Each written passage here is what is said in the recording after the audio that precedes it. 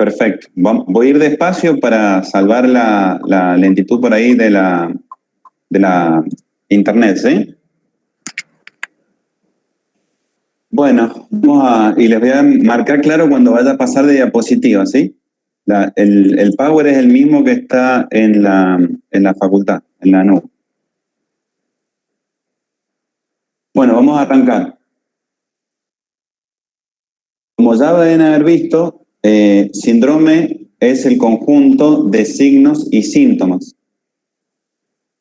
Estos síntomas, que son los que puede expresar el paciente, y signos, que son los que podemos buscar nosotros en el examen físico, van a estar asociados a determinadas alteraciones funcionales o morfológicas que a su vez van a obedecer a un número acotado de enfermedades que las pueden causar. Es decir, que si bien son un conjunto de signos y síntomas, no, enfocan a un conjunto de patologías que las pueden causar por uno o más mecanismos fisiopatológicos. Por ejemplo, el derrame pleural, que puede causar, como vamos a ver, tos seca, falta de aire, y signos como los cambios en el examen físico, visualización de disnea, uso de músculos accesorios, cianosis y los hallazgos específicos de la columna y del campo pulmonar, puede estar causado por distintas alteraciones, ya sea acumulación de líquido en la pleura, tanto de origen exudatorio como transudatorio. Y depende de eso el tipo de patología, ¿sí? Ahí pasamos a la próxima. Es decir, como resumíamos recién, es un conjunto de signos y síntomas evidenciado en cambios morfológicos y fisiopatológicos y que son comunes a ciertas entidades. ¿Por qué los enfocamos a los pacientes desde la semiología a la clínica en síndromes? Porque nos puede guiar el diagnóstico del paciente, ese primer diagnóstico sindromático que hacemos, va a focalizar entidades. Por ejemplo, recién hablábamos de decir, bueno, el síndrome es un síndrome de derrame pleural, me va a focalizar entidades, yo voy a pensar en causas de trasudado y exudado, me va a evitar pensar en otras causas y con lo tanto voy a dar exámenes innecesarios en el paciente y voy a guiar los exámenes necesarios. Me va a guiar en algunos casos la terapéutica, por ejemplo en una neumonía, y me va a ayudar a dar información al paciente después de esa primera consulta. A veces no siempre tenemos el diagnóstico de conclusión con una sola consulta o un solo nivel de estudio. Vamos a la siguiente. Los síndromes principales que vamos a ver son los que están arriba y los complementarios, los tres de la derecha y abajo. Es decir, si empezamos en la hora 9 del reloj, síndrome de derrame, en la hora 11 está la condensación, arriba a la derecha en la hora 2, atelectasia, a la derecha en la hora 3 el síndrome obstructivo, y abajo el síndrome de apnea del sueño, que cada uno tiene alguna característica diferencial. Vamos a la siguiente. Es decir, avanzando un paso más en lo que hablábamos recién, por ejemplo, a la izquierda arriba mencionamos el síndrome de condensación como un hallazgo sindromático y eso me hace pensar en enfermedades ya. El síndrome de condensación se va a dar, ya vamos a aunar un poquito más, por la presencia de exudados en la vía aérea, ya sea en la neumonía, un exudado infeccioso, la presencia de sangre de las hemorragias alveolares, de líquido, sobrecargas pulmonares, en algún tipo de inflamación de la vía aérea que no sea una neumonía clásica, y por ejemplo los tumores. Al medio arriba el síndrome de derrame, como dijimos nosotros recién, va a obedecer a la acumulación de líquido en la pleura, ya sea exudado, trasudado, o algún exudado específico como la sangre o el contenido linfático, es decir, un hilotórax, ¿no? Y en la obstrucción de la vía aérea, bueno, en la anterior les hablaba de obstrucción en la vía aérea pequeña o obstrucción en la vía aérea grande. Si una vía aérea principal, estamos hablando de la obstrucción de la glotis hacia abajo, hacia la tráquea, es decir, el edema laríngeo, la acumulación de secreciones o un cuerpo extraño, o obstrucción de la vía aérea inferior en cualquier tipo de broncoespasmo, como puede ser el asma, o aquellas enfermedades que están acompañadas como componente principal por, como dice la sigla, limitación crónica del flujo aéreo. Típicamente el EPOC es la enfermedad típica. Pero después hay otro grupo de enfermedades, por ejemplo, puede ser una fibrosis quística, que son enfermedades que no son obstructivas per se, pero que se acompañan de hiperreactividad de la vía aérea.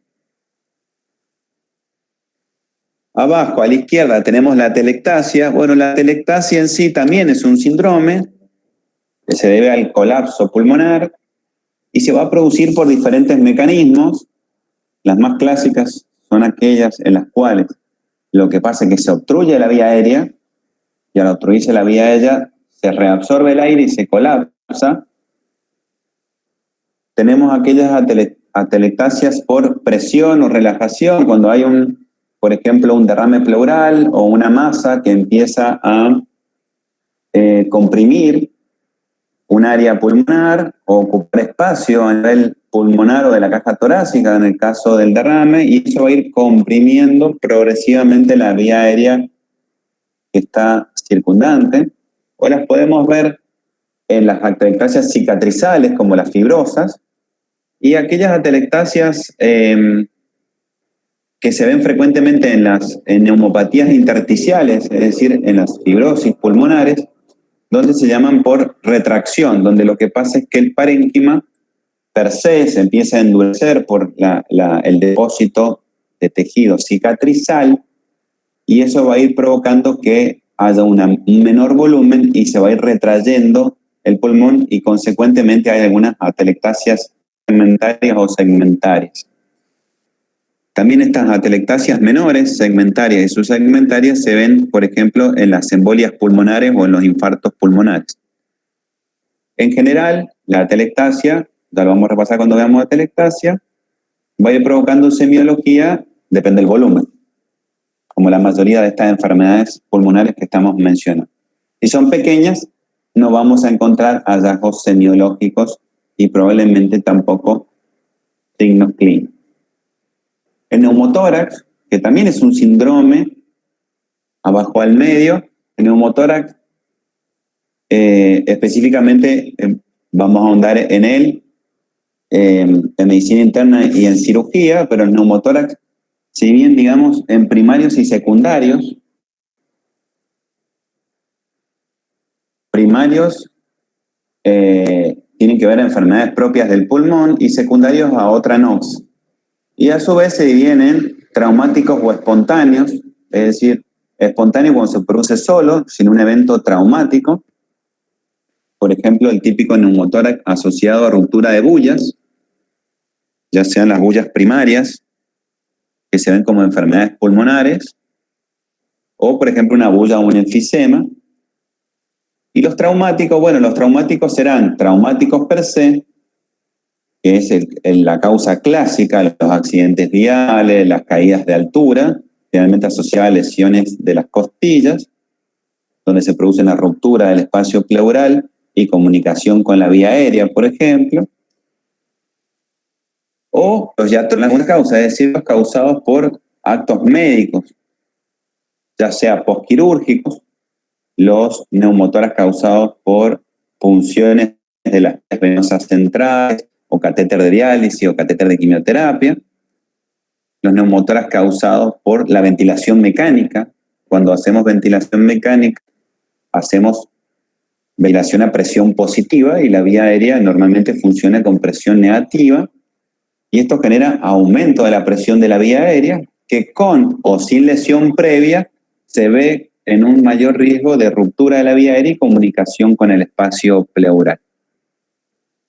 Y la apnea del sueño, que la estamos introduciendo de a poco acá en el temario de semiología, es un síndrome, pero puede obedecer a distintas causas, las típicas apneas obstructivas o la hipopnea obstructiva del sueño, que es una enfermedad que está asociada frecuentemente a las malformaciones de la vía aérea y a la obesidad, sobre todo, y ya sean apneas centrales por efectos a nivel del sistema nervioso central.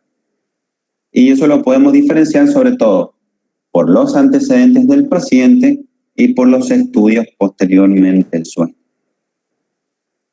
Si les parece, vamos a avanzar en darle precisión a los primeros 3 síndromes: condensación, derrame, atelectasia, el obstructivo y los otros 2 como un complemento. Voy a pasar la siguiente.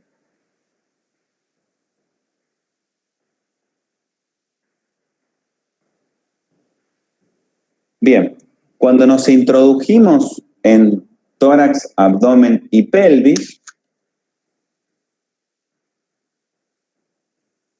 o como se le llama al examen físico de la economía por órgano y sistema, una vez que pasamos interrogatorio, estado actual, signos vitales,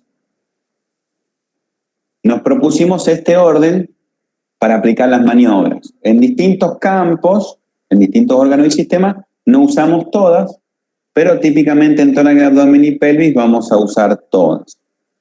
Y esas son, en este orden sistemático, la inspección, la palpación, la percusión y la auscultación. Y eso va a tener que dar el diagnóstico sindromático junto a los mencionados signos y síntomas de cada uno. Vamos entonces a la siguiente. Digamos, la mnemotecnia, una vez que esto lo van a empezar a usar y se les graba solo, pero era IPA, como la cerveza, pero con doble P. El síndrome de condensación, que viene a ser la vedette de los síndromes respiratorios, porque es uno de los que vemos en mucha frecuencia, porque es uno de los que tiene hallazgos característicos y algunos patognomónicos. Y como es un síndrome frecuente, lo utilizamos como aprendizaje basal y después marcamos las diferencias con los otros 2 síndromes principales, como son el del derrame pleural y el de atelectasia. Por tanto, es una pregunta de cajón que está en los exámenes. Esa es una pregunta que está haciendo. El síndrome de condensación, como dijimos recién cuando nos introdujimos un poquito, se va a dar por la presencia de una ocupación alveolar, por secreciones, líquidos e inflamatorios, por agua, por sangre, por la ocupación pastil, tumores. Así que la clínica va variando según esas noxas, que son las que lo pueden causar. Pero el síndrome típico es el síndrome de condensación asociado a neumonía bacteriana. Si nosotros recordamos ese síndrome en el estudio que hicimos en fisiopato y en el neumopato, lo que iba pasando con ese tejido pulmonar a medida que se inflamaba era que había ocupación alveolar y se empezaba a producir lo que se llamaba tejido de condensación, que se producía a nivel pulmonar, si nosotros analizábamos biopsias, hepatización roja y hepatización gris. Es decir, que el parénquima se iba condensando, tomando una arquitectura patológica parecida a un hígado. Con lo cual, las características semiológicas del pulmón van a ir cambiando a la de un pulmón a parecerse a la de un hígado, es decir, solidificándose. Con la diferencia es que el hígado no tiene vía aérea. Y esa va a ser lo que nosotros vamos a encontrar. Un mix entre lo que nos arrojaría un hígado y lo que nos arrojaría un pulmón ventilado. La clínica del síndrome de condensación típico, como una neumonía, va a ser falta de aire, dolor en puntada de costado, es decir, un dolor torácico, generalmente basal, que va a ser un dolor penetrante como cortante, generalmente a nivel medio de la línea medio axilar, que va a empeorar con la respiración, que va a ser intenso en su descripción, una tos seca al inicio, ya sea por las primeras irritaciones y ocupaciones de la vía aérea o por irritación pleural, que se va a ir haciendo con los días productiva hasta hacerse ya productiva típicamente mucosa, mucoporulenta e incluso herrumbrosa, como se llama. La disnea va a ser una disnea progresiva, de esfuerzo, en pocos días, a diferencia de otras patologías crónicas, y va a ir en el tenor del grado de ocupación alveolar, cuánto es la zona que va a ir ocupando, y de la reserva funcional del individuo. Además, si el síndrome viene vinculado a una neumonía, va a haber fiebre, con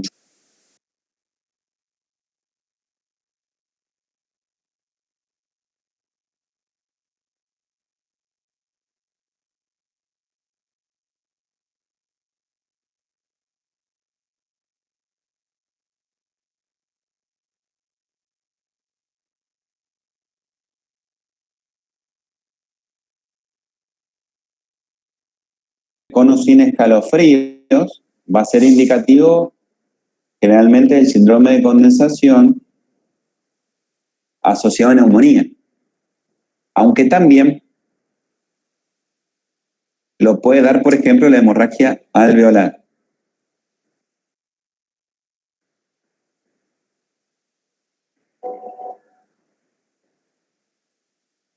¿Me siguen ahí? Sí, profe, ¿se escucha bien? Perfecto. La fiebre de la neumonía generalmente empieza con una febrícula, rápidamente progresa a fiebre con chucho y escalofríos. Si yo pienso en una insuficiencia cardíaca, no, en general no da fiebre y otros diagnósticos no dan fiebre. Otro orientador del examen general y del interrogatorio que va a ayudar a ver el diagnóstico diferencial son los tres que les menciono abajo. Si bien el paciente que cursa una infección va a tener algún detrimento general, ustedes lo pueden ver, pero ese cuadro va a pasar entre un general, lleva semanas, el paciente aislamiento general. Bueno, yo ya pienso en que quizá esto lo esté causando un cáncer o una tuberculosis, ¿sí?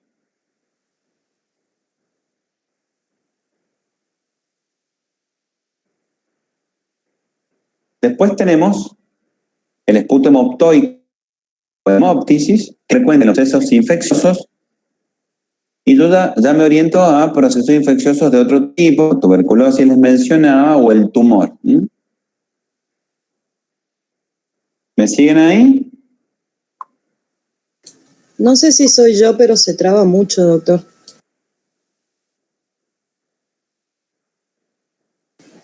Sí, se corta. Dijo algo de diagnóstico diferencial. ¿Por qué está dado por el último punto, donde dice alteración general, bajo peso y hemoptisis, o a partir de tos, fiebre? El diagnóstico diferencial que... Bien. Bueno, el diagnóstico va a estar por varias cosas. Ahora todavía en interrogatorio.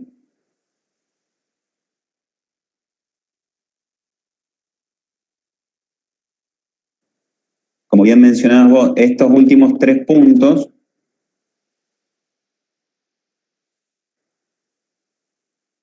nos pueden orientar a otros cuadros que no sean neumonía. Doctor, se traba bastante, no sé si a otro compañero le pasa, pero se traba mucho. Sí, se escucha bastante mal.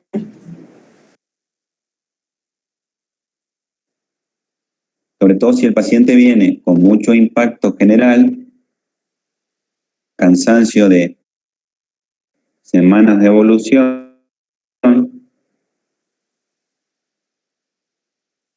ha perdido peso o tiene hemoptisis.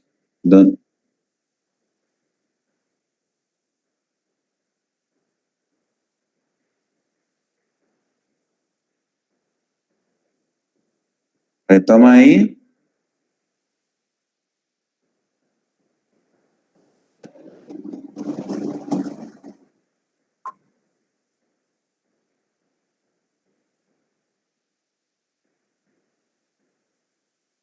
¿Me sigue ahí?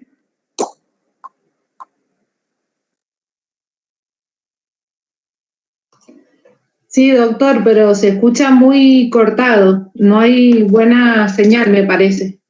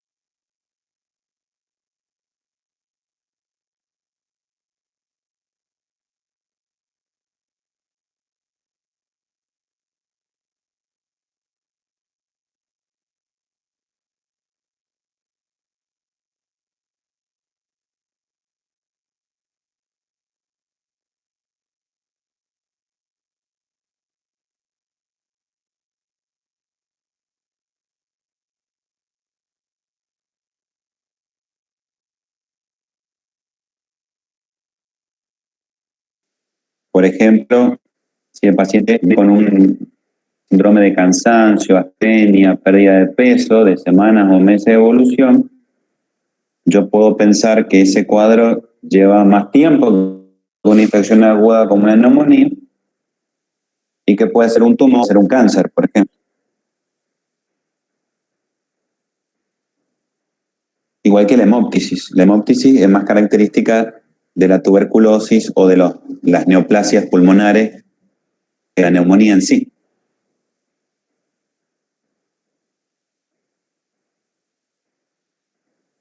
Como decíamos recién, y paso a la siguiente, lo que le va a pasar a la vía aérea, por lo que da su energía, es que el aire se ve reemplazado, ocupado el lumen por sangre, por ejemplo, hemorragia, secreciones de todo tipo hasta llegar a secreciones purulentas, la presencia de un tumor, inflamaciones como neumonitis verdaderas de otras causas inflamatorias, y presencia de líquido en la sobrecarga de líquido pulmonar secundario del fallo de bomba. Y los cambios típicos que vamos a encontrar van a ser, a nivel infección, todos los síndromes va a depender del grado de afectación del paciente. Así que vamos a encontrar en el síndrome de condensación disminución de la expansión respiratoria del mismo lado en condensaciones moderadas a severas. A nivel de la palpación, típicamente, este tejido que va a reemplazar el aire y esa hepatización que se producía alrededor va a transmitir mejor las vibraciones vocales que el pulmón normal. Por lo tanto, las vibraciones vocales van a estar aumentadas en el área del síndrome de condensación. El campo que está condensado, sobre el cual encontré las vibraciones aumentadas, al percutirlo va a estar mate, como si percutiera un hígado. Pero a nivel de columna, cuando yo percuta la columna, me la voy a encontrar sonora. A nivel auscultatorio, los cambios se van a ver primero en lo fisiológico. El murmullo vesicular o murmullo pulmonar puede estar disminuido.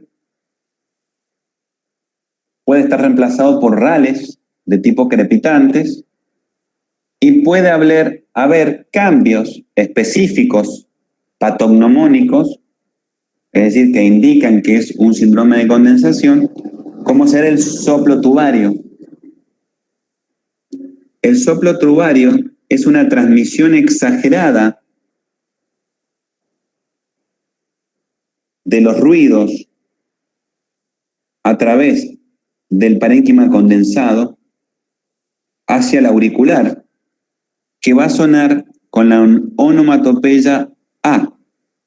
Es decir, va a sonar como una respiración soplante bien en de predominio inspiratorio, que es cuando más flujo puedo hacer pasar por la vía aérea. Y va a requerir ese monopatizado cercano a la pared donde yo ponga el estetoscopio, de un diámetro mayor a 5 centímetros, y que por supuesto aún conserve una vía aérea permeable hacia el área condensada para poder movilizar aire. Sonidos en espejo a este es la broncofonía. Hay una maniobra semiológica con la auscultación que es auscultar la voz. Normalmente se escucha la voz, pero se distorsiona su contenido, las palabras que yo digo. Y la broncofonía, algunos llamados también egofonía,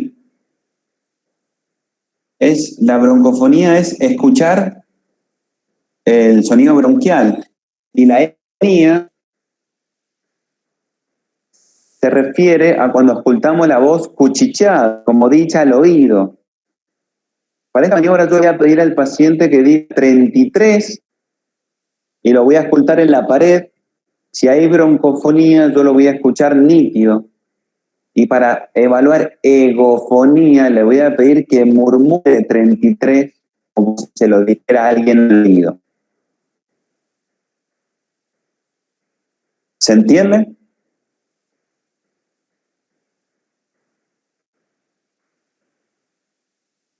Sí, profe. Bien. Algunos libros le llaman pectoriloquia a la broncofonía y pectoriloquia áfona a la egofonía. La pectoriloquia significa hablar con el pecho y vendrá a ser como los ventrílocos. Entonces, lo que está significando es que yo escucho bien la voz como si el paciente no se notara que hablara. Es esa asociación, por eso los nombres. Lo que vienen a expresar es el mismo fenómeno que el soplo tubario, que hay un área condensada que me está transmitiendo exageradamente los ruidos y las vibraciones. Paso a la siguiente.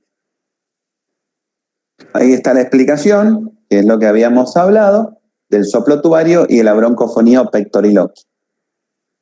Paso a la siguiente. Para hacer un remedio y una unión de lo que venimos hablando. Cuando yo veo a un paciente que viene con fiebre, tos, disnea, eventualmente pérdida de peso, como vimos, le encuentre pérdida de murmullo, rales, aumento de las vibraciones, matidez en el campo con columna respetada, le voy a pedir una placa de tórax para confirmar el diagnóstico. Entonces me voy a encontrar una opacidad o sombra radiológica que no es homogénea, de bordes no bien definidos, porque yo pensaría, si tengo bordes bien definidos y es bien homogénea, todo es blanco, me voy a pensar en un tumor. Y va a tener la clásica característica radiológica que lo distinguía, que era la presencia de broncograma aéreo. Y esto, que nosotros vimos primero en radiología en el programa, es lo que se va a traducir clínicamente. El tejido opacificado, me voy a volver a la primera radiografía. El tejido opacificado, que acá está en el campo medio superior, se va a ver igual que el hígado, excepto en la zona que tenga broncograma aéreo. Por lo tanto, suena como el hígado. Pero tiene los cambios en la voz porque aún conserva el broncograma aéreo, es decir, aún hay comunicación con la vía aérea. Si esto se condensa completo y se pierde esa comunicación con la vía aérea, tarde o temprano esa atelectasia y van a cambiar los sonidos pulmonares, las vibraciones y otras características que vimos. Seguimos. Pasamos a otro síndrome importante, el derrame pleural, que fue el que yo usé como ejemplo al principio. Algo habíamos mencionado. El paciente va a consultar por disnea, dolor pleurítico, es decir, un dolor en puntada de costado con clara exacerbación con los movimientos respiratorios, y tos exquisitamente seca, bien seca, irritativa. Y bueno, el paciente después, según la causa del derrame pleural, irá a tener otras manifestaciones. Y acá pisamos un poquito lo que sigue. La causa más frecuente de derrame pleural es fallo de bomba. Entonces, ese paciente podrá tener en mi interrogatorio dirigido edema, disnea paroxitiva nocturna, ortopnea, podrá tener cianosis, disnea de esfuerzo, podrá tener angor, palpitaciones. La segunda en causa en frecuencia la acabamos de ver, la neumonía. Así que ese paciente podrá tener expectoración, fiebre agregada. La tercera causa en frecuencia en general, la tercera y cuarta suelen ser los tumores y el tromboembolismo pulmonar. Entonces, si es un tumor, en general se debe a los adenocarcinomas, a los carcinomas, mama, pulmón, colon, estómago, los carcinomas de ovario y después los linfomas. Ese paciente podrá tener pérdida de peso, astenia progresiva. Como cuarta causa en general aparece el tromboembolismo pulmonar. Ese paciente puede tener edema asimétrico inflamatorio en una pierna, con dolor, rubor, calor en una pierna, una disnea súbita, con poco cambio en el examen respiratorio, etc. Acá en la placa, que también esta es una cosa que vimos clásicamente en radiología. Esta placa es interesante y lo hablábamos con los chicos de mi comisión. Si yo me encuentro radiológicamente, que es lo primero que yo vi, un derrame muy pequeño o incipiente, lo voy a buscar en los senos cardiofrénicos o costodiafragmáticos. Y solía verse radiológicamente, era el estrechamiento del ángulo, el hallazgo, después se producía el signo de la muesca y después se veía como una pérdida de la curva diafragmática. Cuando el derrame es moderado o moderado severo, se ve como la curva de Damasó, que es una característica típica, con un velando del cardiofrénico y del costofrénico, en el caso de la radiografía izquierda. Y cuando el derrame es voluminoso y me ocupa todo el tórax, yo voy a hacer ver el signo de la silueta, no voy a poder saber dónde termina el diafragma, dónde está el corazón, y voy a ver un síndrome de hemitórax opaco. Así como radiológicamente yo lo he visto y me lo puedo imaginar, semiológicamente, si yo enfrento a un paciente con un derrame pequeño, con un bloqueíto del seno diafragmático, es probable que no le encuentre mucho en el examen físico y que no tenga muchos síntomas. Ahora bien, Si tiene una curva de Amasó y tenemos un derrame moderado, y yo le voy a encontrar cambio a nivel de columna y del campo. Y voy a poder determinar la altura del derrame. Y si me encuentro un derrame de todo el hemitórax, bueno, probablemente hasta en la inspección le encuentre cambios a mi paciente. ¿Me siguen hasta ahí?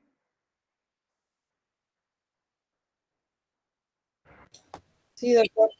Sí, profe. Bien, voy a poner la siguiente. Entonces, tengamos en mente esta radiografía. Acá la definición es bastante fácil. El derrame, se deben acordar, era la ocupación de líquido en el espacio pleural. El espacio pleural era un espacio, nos enseñaban, virtual. Prácticamente eran las dos hojas y con un contenido muy pequeño en mililitros que producía una lubricación no dolorosa de las dos pleuras. La acumulación del líquido, de cualquier tipo de líquido, me va a provocar un derrame pleural. La causa más frecuente, habíamos dicho, era el fallo de bomba. El fallo de bomba entraría dentro de la fisiopatología de las causas de trasudado. Acá, la causa es la ruptura del equilibrio de Franz-Starling, ya sea en la insuficiencia cardíaca, acá hay una desigualdad hidrostática, pero después tenemos la insuficiencia renal, el síndrome nefrótico, la insuficiencia hepática, la hipoalbuminemia, que también pueden provocar trasudados, donde pueden estar o un síndrome hiponcótico, por ejemplo, en una hipoproteidemia, o algún mecanismo mixto, como es en el nefrótico o en la insuficiencia hepática.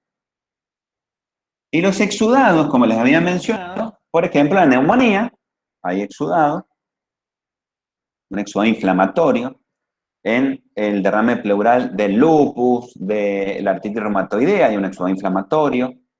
En el del cáncer hay un exudado inflamatorio con células neoplásicas. Acá no están irritadas e inflamadas las células como las que le mencioné antes, sino que hay implantes de células neoplásicas que lo que van a hacer es producir una fabricación aumentada, van a producir más líquido. También podemos tener otros contenidos, como la sangre en el hemotórax, por ejemplo, por ruptura de un vaso hacia la superficie pleural, ya sea un traumatismo, por ejemplo, un traumatismo cerrado de tórax, una laceración de algún vaso principal, por ejemplo, en un accidente vial, o iatrógeno, por una punción pleural, una ruptura de una arteria intercostal, o un posquirúrgico. O bien pus pura, ya tenemos lleno, como los derrames paraneumónicos. Y el otro que yo le había mencionado eran los tórax, cuyo contenido predomina kilómetros por obstrucciones o rupturas del conducto torácico, y en el medio los pseudoquilotórax, que son inflamatorios parecidos al tórax, pero no lo son. Cuando vamos a las características de la IPA, la inspección, palpación, percusión y auscultación, como les decía recién en esa radiografía, abombamiento, es decir, un hemitórax más grande que otro, vamos a ver si hay un derrame muy voluminoso y una pérdida de expansión de ese campo. Nos va a pasar lo mismo que en la neumonía, necesitamos una ocupación del espacio pleural muy importante, moderada, severa o severa. Igual que para que haya uso de músculo accesorio, cianosis, etc. Cuando yo vaya a percutir, a palpar, puedo encontrarme una simetría en la excursión de ambas bases, en los derrames moderados o mayores a ellos. Las vibraciones vocales van a estar abolidas típicamente o bien disminuidas. Abolición es ausencia. ¿Por qué pasa esto? ¿Y por qué este fenómeno es totalmente distinto a la condensación? Porque acá,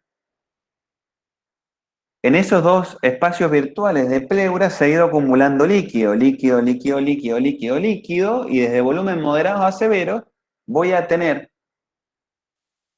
un aumento de la capa líquida entre la pared torácica, que es mi interfaz, y el parénquima pulmonar, que a su vez se va comprimiendo y achicando. Entonces va a ir perdiendo superficie pulmonar expansible y a su vez tengo una columna líquida entre los dos. Entonces, por la columna líquida no se transmite bien la vibración vocal. Cuando yo percuta ese área, me la voy a encontrar mate, porque es líquido, reemplazando, comprimiendo, desplazando el aire. Con la columna también mate, porque como vimos en la placa, se van a ir velando los senos cardiofrénicos, ocupando el espacio de los recesos pleurales que están dados a la columna. Entonces acá tenemos otra característica diferencial con el síndrome de condensación. Uno, las vibraciones vocales abolidas o ausentes o disminuidas, y la columna mate. El campo es mate en los dos. En la auscultación también es diferente, porque la transmisión del músculo vesicular va a estar disminuida a través del líquido. También la compresión y el desplazamiento del pulmón va a ir alejando el murmullo vesicular, que va a estar disminuido o ausente. Y puedo encontrar algunas alteraciones típicas, como son el soplo pleurítico.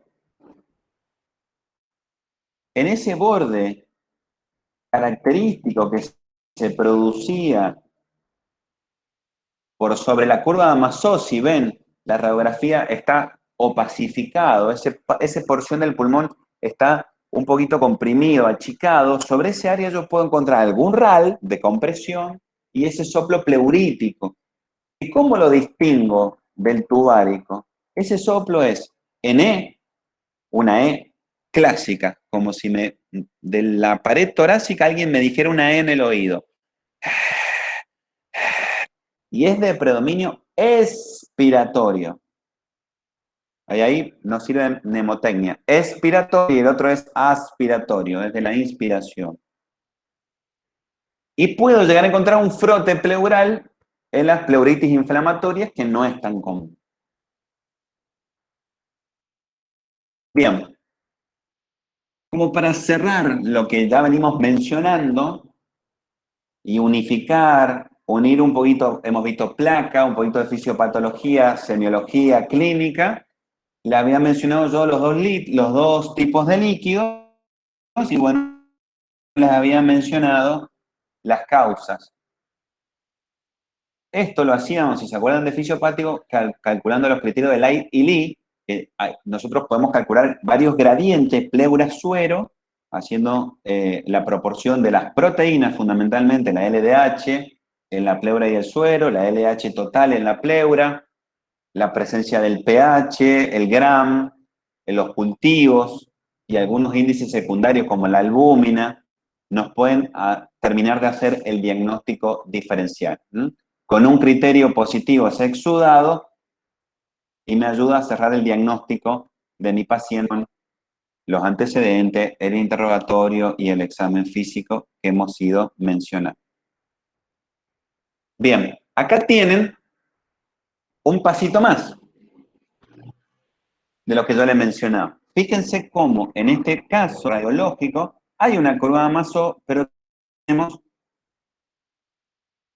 un derrame voluminoso, moderado, severo, donde hay un gran completo bloqueo de ambos senos del pulmón derecho, el tórax derecho, el cual me voy a encontrar en la clínica típica.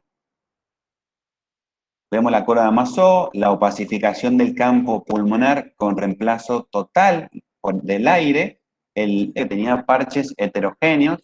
Yo puedo decir dónde empieza el líquido con claridad, a diferencia por ahí en las condensaciones. Entonces, otra vez, si yo tengo disnea, dolor torácico, tos y cambio en físico, voy a pedir una placa. Y bueno, entre las dos cosas, claramente tengo el diagnóstico sindromático, tendré que ver si tengo una insuficiencia cardíaca o no, y si no, punzaré y haré el diagnóstico etiológico del derrame pleural. Bien. Pasamos a la telectasia. La telectasia, yo siempre, cuando cursamos las prácticas, le digo, es como un síndrome intermedio entre los dos. Tiene algunas cositas de uno y otro. Como la adelanté yo recién, es el colapso de un área del pulmón. Lo mismo que el derrame. Si la telectasia es subsegmentaria o segmentaria, va a dar la clínica. Si la telectasia importante es un segmento mayor o un lóbulo, o bien es un colapso pulmonar, bueno, ya la semiología va a ser mayor. ¿Qué le va a pasar a un segmento pulmonar? Hablemos de un segmento, porque es lo que se va, desde ahí a más volumen, es lo que se va a poner en evidencia. Un segmento pulmonar donde pierde el aire, ya sea por tracción, resorción, compresión, como vimos recién, pierde el aire, primera característica, y se va a ir condensando. Pero a diferencia del síndrome de condensación, no tiene el aire dentro de la vía. Entonces se va a parecer un poquito y un poquito a los síndromes. Por ejemplo, la típica telectasia, yo le decía, de obstrucción, que es la más característica. Por ejemplo, una causa intrínseca típica. Usted tiene un paciente con mal manejo de secreción, un viejito, un abuelito añoso, con una neumonía en la casa, o con alimentación por sonda con vómitos, con respiración mecánica en tapones de moco, un paciente con una broncoaspiración, un tumor endoluminal proximal, y eso le va a provocar una obstrucción intrínseca a la vía aérea con un colapso de un segmento importante. Y las típicas extrínsecas, el derrame, como vimos recién, si me vuelvo a la placa de recién, todo este área que tiene un derrame masivo va a provocar una compresión y desplazamiento del pulmón con retorsión del aire. O importantes o masas adenopáticas que vayan a comprimir vía aérea y por lo tanto provocar obstrucción hacia distal. A nivel de la inspección, palpación, percusión y auscultación, las características en cantidad en la inspección para poder ver expansión disminuida en la inspección o en la palpación, uso de músculos accesorios y las cosas que hemos mencionado, signo de disnea, van a tener que ver con el tamaño. Las vibraciones vocales acá van a estar disminuidas porque yo no tengo columna aérea o bien abolidas. A la percusión va a estar mate, porque es parénquima condensado, con columna respetada, es decir, columna sonora, porque el único que ocupa el receso pleural y produce matidez es el derrame. Y el murmullo va a estar ausente o disminuido. Y a veces se puede encontrar un poquito de respiración soplante en las áreas superiores, en el inicio de la obstrucción. Es decir, que si yo los quiero diferenciar, me encuentro matidez, sería lo parecido, igual que el derrame o la condensación, pero la columna es sonora. Las vibraciones vocales acá van a estar disminuidas, abolidas como en el derrame, y la auscultación va a ser parecida más bien a un derrame. Voy a tener abolición y ausencia del murmullo. O sea que otra vez el hallazgo de la columna mate me va a diferenciar estos tres síndromes sin problema. Acá tienen un ejemplo, una telectasia masiva, un diagnóstico diferencial, lo que se llama radiológicamente un síndrome de hemitórax opaco. Es decir, si yo tuviera todo el hemitórax con una neumonía, todo el hemitórax con una telectasia, todo el hemitórax con un derrame, tendría un síndrome de hemitórax opaco. Por ejemplo, otra cosa que pasa son las neumonectomías o las agenesias pulmonares. Si el paciente tiene un subpulmón, el hemitórax se le va a ver opaco. Yo este último lo saco con interrogatorio. ¿Cómo me doy cuenta en esta placa que es una telectasia? Bueno, la tráquea está tironeada, no está derecha, está curvada, está tironeada hacia el área de la telectasia, es decir, colapsó el pulmón y la tironeó.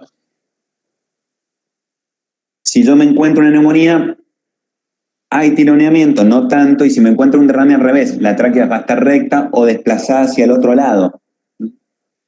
Fíjense, acá yo les nombré, hay una sombra en el área de colapso, lo mismo que en las otras test.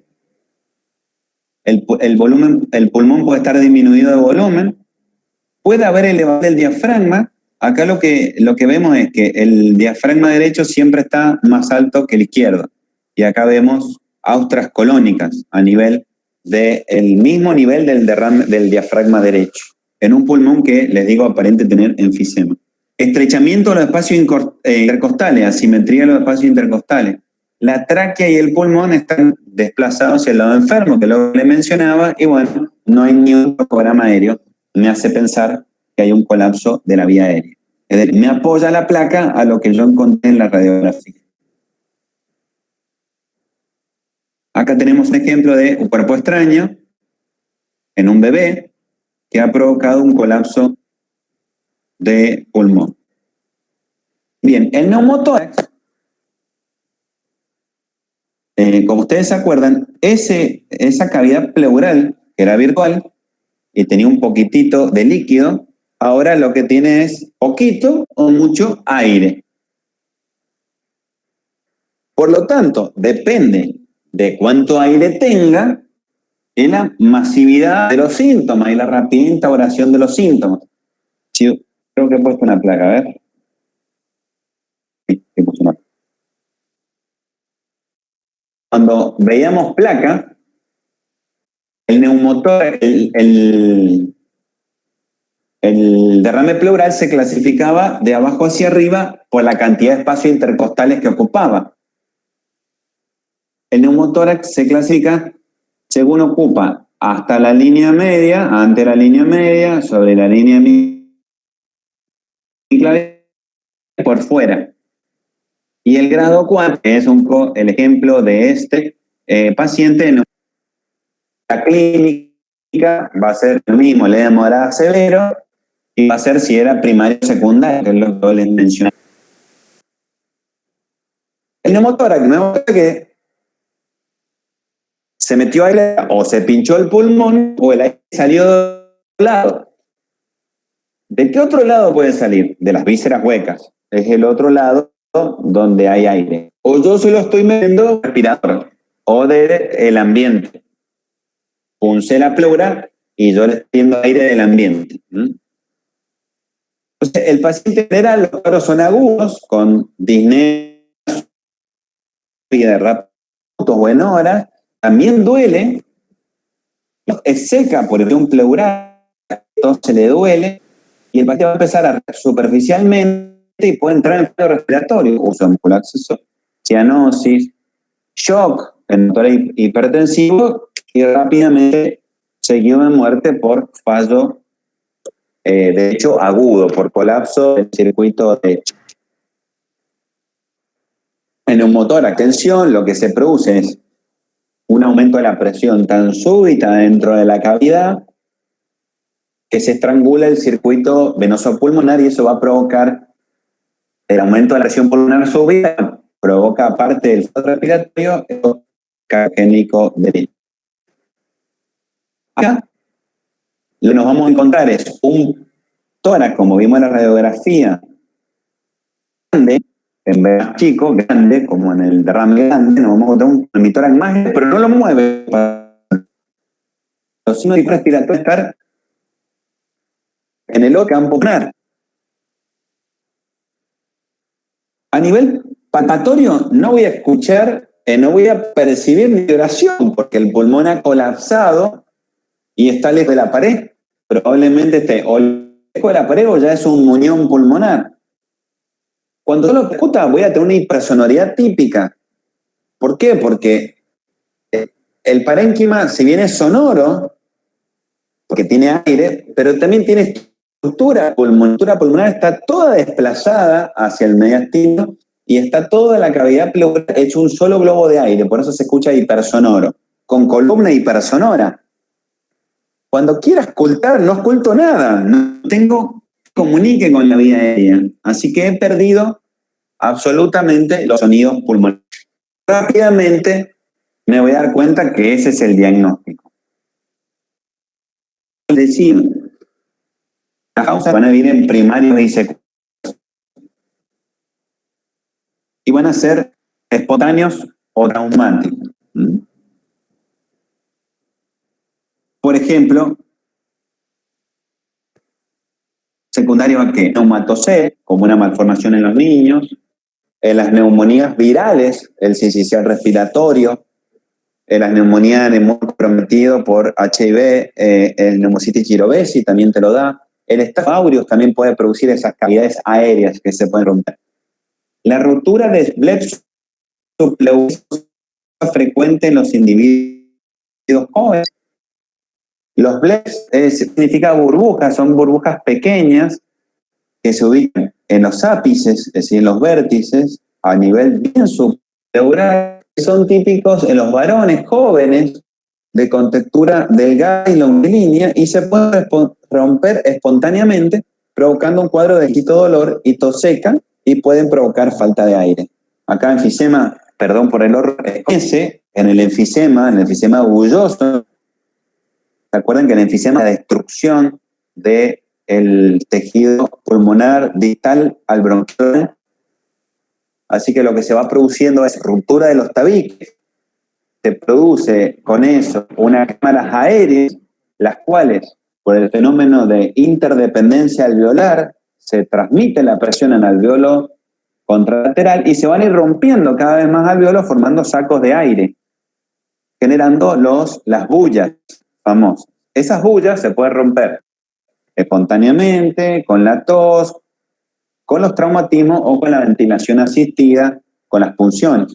A veces las cavernas tuberculosas también se abren a la pleura, la ruptura de quistes hidatídicos o, como había mencionado, las típicas causas causadas por el instrumental médico. Función diagnóstica, una endoscopía, un paciente donde yo le hago una biopsia transbronquial, le coloco un catéter venoso a nivel del pecho o le hago ventilación mecánica. Acá estaba la plaqueta que habíamos mencionado de ejemplo, en la que ve el signo ptomático. El sistema de la placa es el borde pulmonar, que acá se ve típicamente clara, no se observa silueta pulmonar clara. La hiperclaridad es tanto que incluso ha hecho perder las costillas y un colapso pulmonar completo. Y si ven y comparan los dos campos pulmonares, hay aumento del volumen. Fíjense, el vértice derecho está por arriba del vértice izquierdo, la pretal derecha está más afuera a la izquierda, y el diafragma derecho, más es por debajo de la izquierda. Eso es un neumotórax inversivo. Bien. Acá tenemos otro ejemplo donde se ve el muñón y el borde pulmonar. Fíjense que se ve como si fuera un pulmón chiquitito. Esto es un chico que está crítico.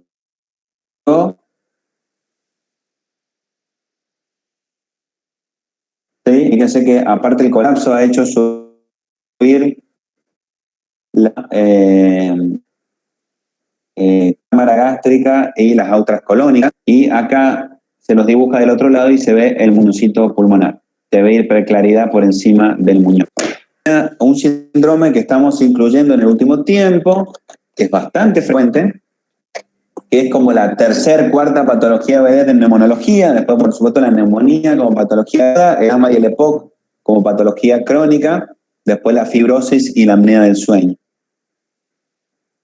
El paciente que ronca es frecuente porque el roncar es muy frecuente. Se considera que 3, 4 personas de cada 10 roncan. No quiere decir que todos los pacientes, todas las personas, tengamos apnea del sueño. Entonces ustedes me dirán, ¿cómo hacemos?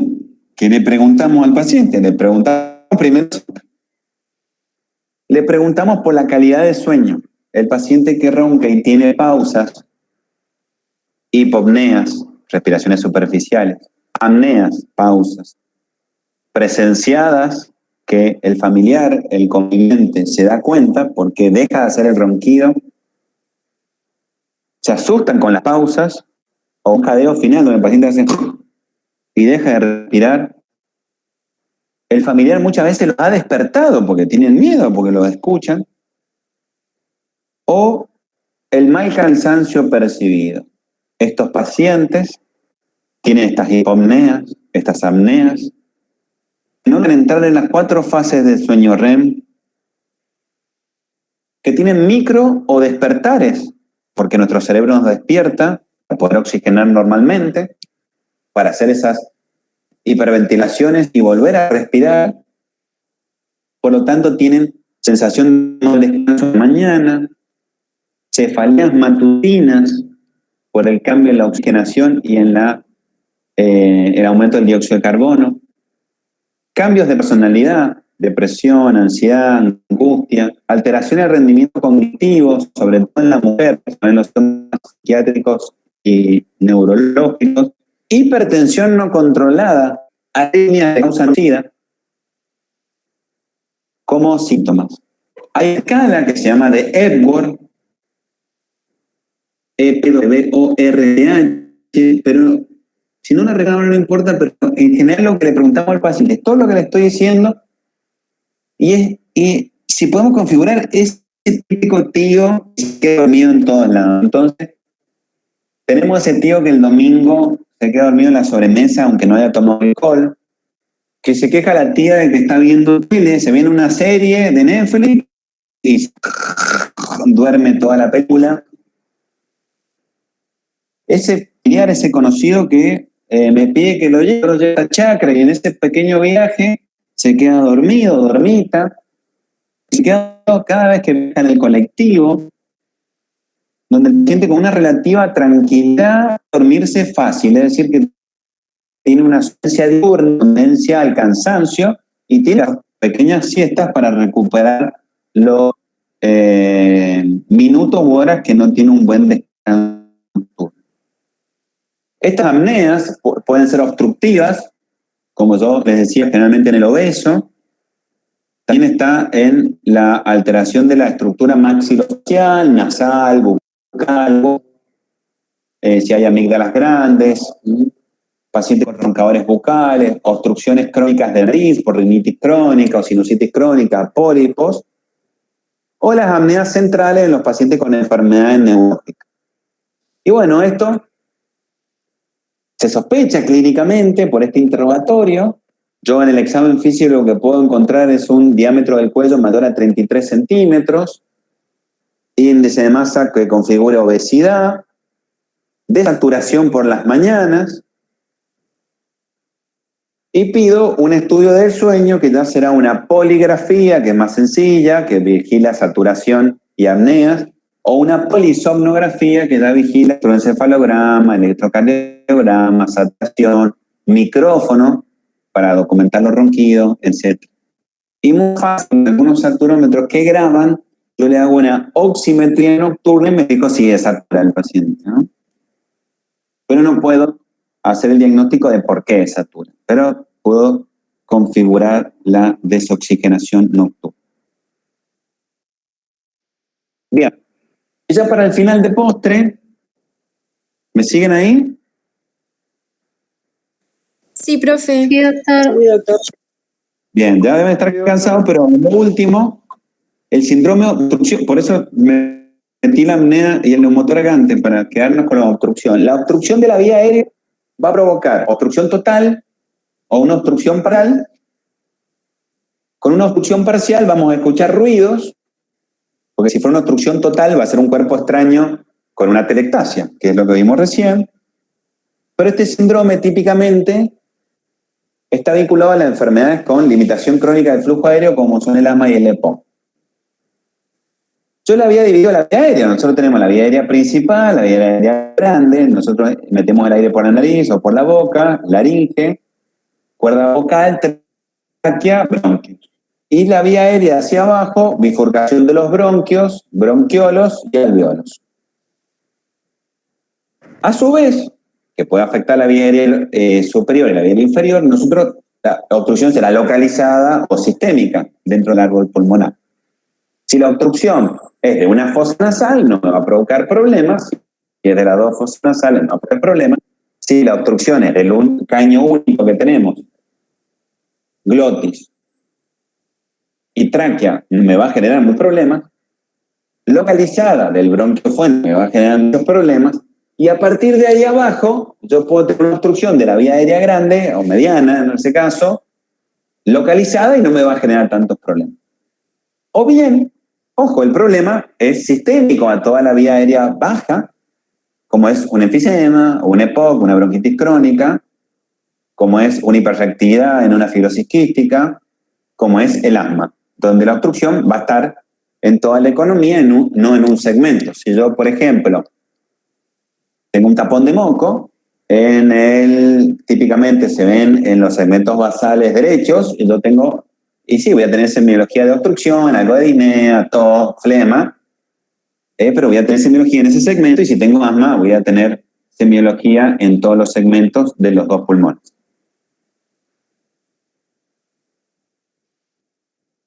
Entonces, acá lo vuelve a dividir, ya lo hemos ido mencionando, un poquito. Cuando yo le hablé de los síndromes, le hablé que el de la vía superior lo podíamos dividir en compresión intrínseca, cuerpo extraño, tumor, edema de glotis, una lesión cordal, ya sea por un tumor o por una intubación previa, o extrínseca, por ejemplo, por un derrame pleural, por un ganglio, por una masa mediastinal, por un aneurisma que comprima y comprometa de ese modo la vía aérea. Y la vía inferior, bueno, el EPOC, acá menciona bronquiectasia, que es más frecuente la bronquitis, la fibrosis quística, también como una causa de hiperreactividad bronquial. No nos llega a definición de asma, pero las bronquiectasias son las dilataciones de bronquiolos, que en general se producen inflamación crónica, tendencia a la infección y al colapso, al broncoespasmo. Pero es reversible también. Lo mismo, una anatomía de la vía aérea que lo venimos mencionando. Por supuesto, yo obstruyo la vía aérea alta, como dijimos, a nivel del ingreso, voy a tener asfixia, aparte de disnea, de predominio inspiratorio, con asfixia, cianosis, tos, y puedo llegar al colapso respiratorio. Y a medida que me dejando, ese riesgo va a bajar. Acá tenemos un caso que tiene tornillito, también, ese paciente va a tener broncorrea, tos, se va a sobreinfectar, vamos a tener problemas, pero bueno, si ese tornillito se hubiera quedado en la epiglotis o en la tráquea, los problemas serían mayores.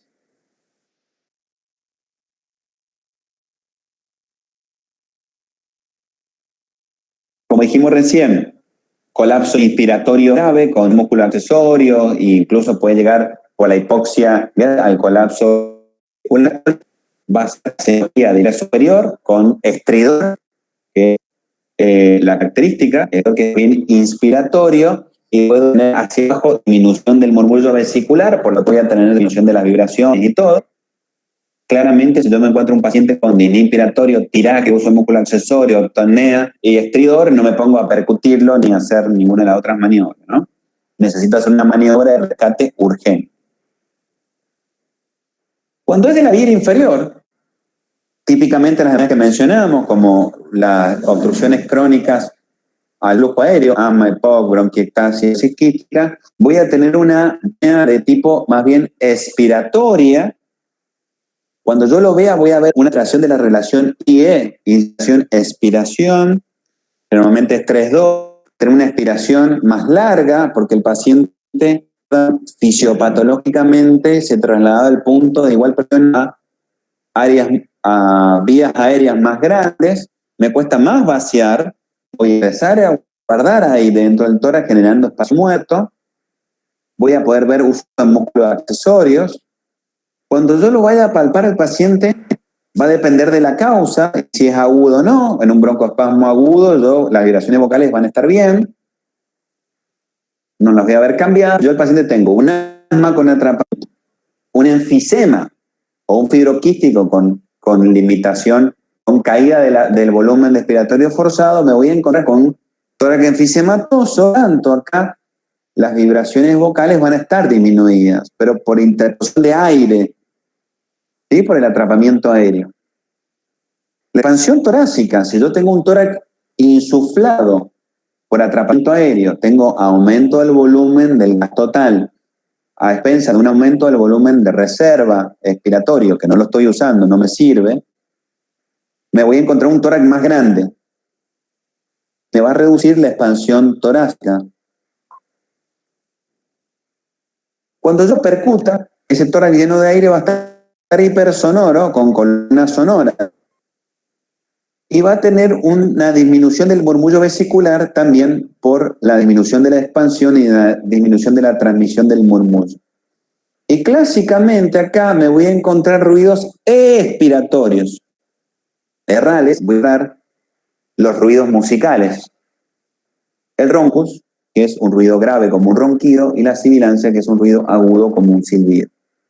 El roncus es más indicativo de inflamación de la vía aérea con presencia de secreciones, y la sibilancia de obstrucción, ya sea de broncoespasmo puro, contracción del músculo bronquial, o ese moco que está más viejo y que me está obstruyendo la vía aérea y me deja salir el aire.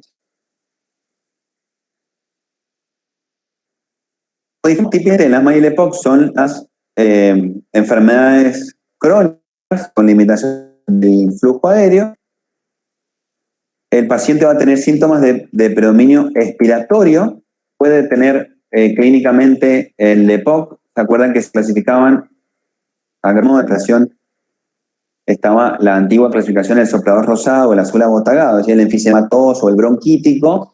El íntico nos da la definición clínica, es un tosedor habitual con preparación. Y el enfisematoso es un paciente que tiene los cambios progresivos de la caja torácica que hemos mencionado, que en general no tiene tos ni demás, pero sí es un paciente que va a ir haciendo disnea progresiva de esfuerzo a medida que vaya instaurándose su enfisema. Y el asmático, bueno, depende si es un asmático agudo, un asmático agudizador con las crisis estacionales, va a tener una vida normal, un examen normal, y cuando haga la obstrucción yo podré ver tos seca, disnea, sensación de opresión, de ahogo, de estrechamiento torácico, sibilancias que pueden ser audibles o no, y esas tos a veces pueden mover la secreción amarillenta, para agregarle. Y al examen lo que yo puedo ver es, si tengo descompensación, el uso de la musculatura accesoria. Acá hay un tórax, un enfisema. Si usted encuentra un enfisema, va a ser así. Los pacientes en general son delgados, son esquitos, son longilíneos, pero también lo pueden ver en un atrapamiento aéreo unánime. Entonces, lo que van a ver son el aplanamiento de los espacios intercostales en la placa, que lo hemos visto en rayos. También lo pueden ver cuando lo ven paciente. Aplanamiento diafragmático, no lo vamos a ver, pero nos vamos a dar cuenta que al percutir, el diafragma está descendido, simétrico. Y vamos a ver un aumento del diámetro anteroposterior del tórax, cuando nosotros lo veíamos en la radiografía con el aumento del espacio reternal y retrocardíaco. Ahora nosotros, cuando lo miremos al paciente de perfil, vamos a ver el cambio de la conformación torácica, ese alargamiento del tórax, el aplanamiento diafragmático y el aumento del espacio intercostal. Lo percutiré y lo encontraré hipersonoro, y me va a ayudar, junto a unas vibraciones vocales difusas y a un murmullo vesicular disminuido difuso, con ruidos musicales agregados o no. Bien, por último, repasar este cuadro, que es un cuadrito que está en la mayoría de los libros y resume un poco cómo identificar con la IPA los síndromes principales. A la derecha, en naranja, tenemos los síndromes principales, y después en las verticales tenemos inspección, palpación, percepción y auscultación. A grosso modo, haciendo un repaso antes de leer el cuadro, lo patognomónico del síndrome de condensación era el soplo tubario y la respiración soplante. Pero era el único que tenía mayor transmisión de las vibraciones vocales y de la voz. Por eso tiene vibraciones vocales aumentadas, la respiración soplante, el soplo tubario, la egofonía pectorilóquea. El derrame es el único que tiene matidez de columna como característica. Los síndromes obstructivos y el neumotórax son los únicos que tienen aumento de la sonoridad, porque tienen más aire, uno atrapado dentro de la vía aérea y otro atrapado dentro del tórax. Pero lo voy a distinguir, ¿por qué? Porque el neumotórax en general es unilateral y el síndrome obstructivo es bilateral. Y si bien el murmullo está disminuido en la obstrucción, sé tener ronco y silancia, y en el neumotórax no escucho nada, no vibra nada y percuto la hipersonoridad. Entonces, dicho las características puntuales, el síndrome de condensación se caracteriza en general por tener una infección normal, a menos que yo tenga una neumonía muy, muy grande, donde voy a ver cambios en la expansión torácica o uso de músculos accesorios. Las vibraciones vocales típicas aumentadas. Percusión, mate, columna sonora. Y voy a ver recambio con disminución del murmullo o recambio por rales, que son crepitantes. Respiración soplante con soplo tubario y alteraciones en la voz auscultada. En el derrame, si el derrame es grado A severo, el tórax va a estar más grande porque va a tener líquido y va a tener más capacidad contenida. Y vamos a ver un tórax entonces abombado, que tendrá uso de músculos accesorios, pero sobre todo del otro emitor, donde las vibraciones vocales van a estar ausentes, con matidez de campo y de columna. El murmullo vesicular se va a reemplazar totalmente por el líquido, va a desaparecer. Y puedo llegar a tener en el borde rales, respiración soplante, muy rara vez la egofonía y el soplo pleurito, que es característico, que yo lo diferenciaba del tubárico, porque el tubárico es inspiratorio en A, cuando más expando el parénquima, más aire muevo y provoco el soplo, y el pleural es de expiración. En el neumotórax tengo que estar muy atento. Este paciente tiene la infección normal hasta un neumotórax grado 1, grado 2. En un neumotórax grado 3, grado 4, asimetría torácica, abovedamiento del hemitórax con mucha dificultad en el otro campo pulmonar. Un tórax sin ruidos, sin vibraciones vocales, hipersonoro y sin murmullo vesicular. Pum, pam, ya, rápido. Tubo pleural, si pienso que es hipertensivo, lo convierto en normotensivo, lo llevo al quirófano y lo dreno, y si es sospecho un grave, rápidamente pongo un tubo. Si no, si tengo tiempo, voy a la radiografía. Por eso aquí la clínica es muy importante. En lo demás, acá el paciente también tiene cambios en la presión pulmonar. Entonces, si yo espero que vaya a rayo y bueno, yo voy viendo otros pacientes, en general se me complica el enfermo. Y el síndrome obstructivo, estamos hablando de la obstrucción de la vía aérea baja. El síndrome de obstrucción de la vía aérea baja en la infección tiene expiración prolongada, puede tener uso de músculos accesorios e incluso puedo audir la sibilancia. A la palpación, la vibración vocal están normales o un poquito disminuidas. A la percusión está normal o hipersonoro si yo tengo un gran atrapamiento aéreo. Pero pensemos en un asma agudo, realmente hasta acá no le voy a encontrar nada. Y en la auscultación los ruidos predominan en la expiración. Eso va a ser su característica.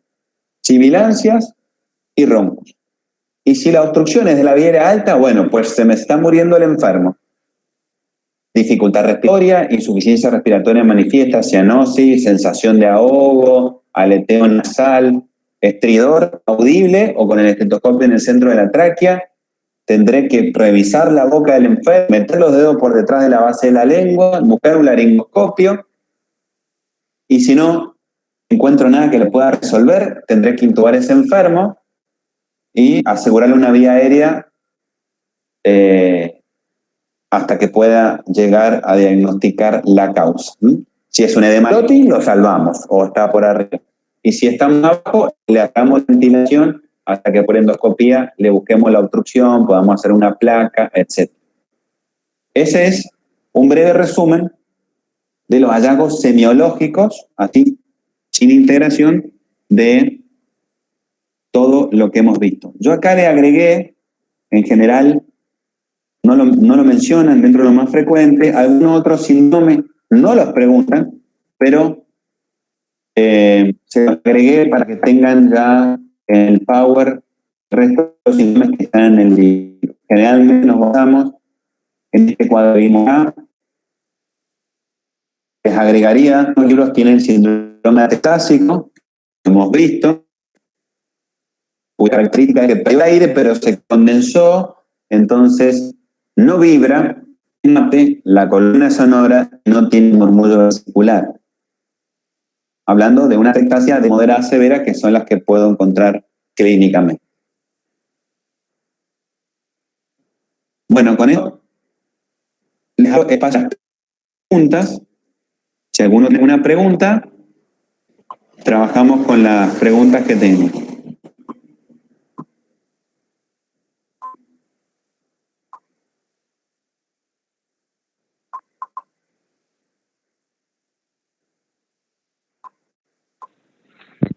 ¿De qué libro se recomienda estudiar esto, doctor?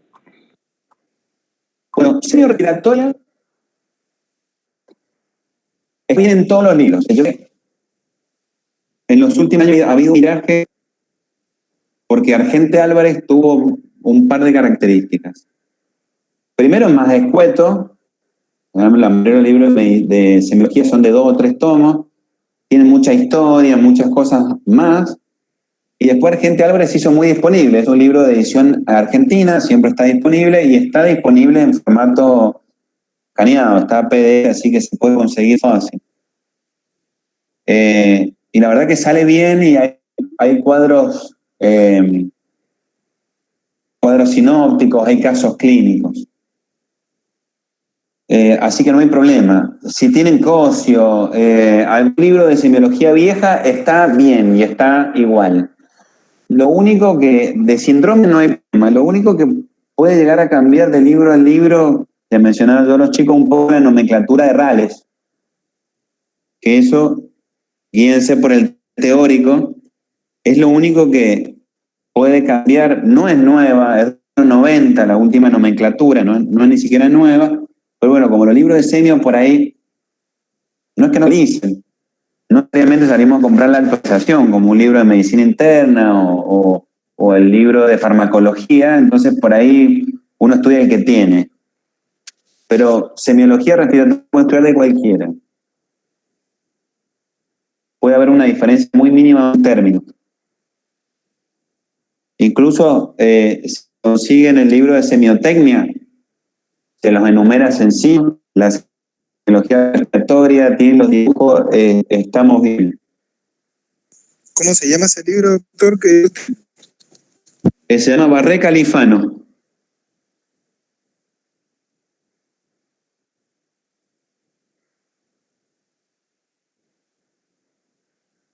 Barreca Lifano, así con B alta, con... Barreca Lifano, ahí se lo escribo en el Argente, no sé si lo tienen. Sí, si no lo tienen, yo se los puedo pasar a los chicos de mi comisión y ellos se lo comparten. Es un poco pesado, pero se puede compartir con un acceso de Drive, con...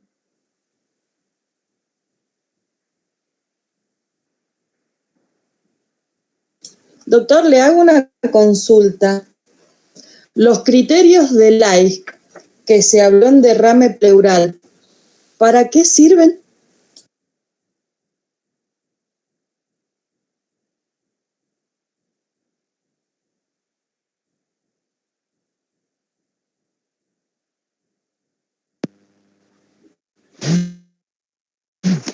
Se está micando, ¿no? La llamada. Me ignoró.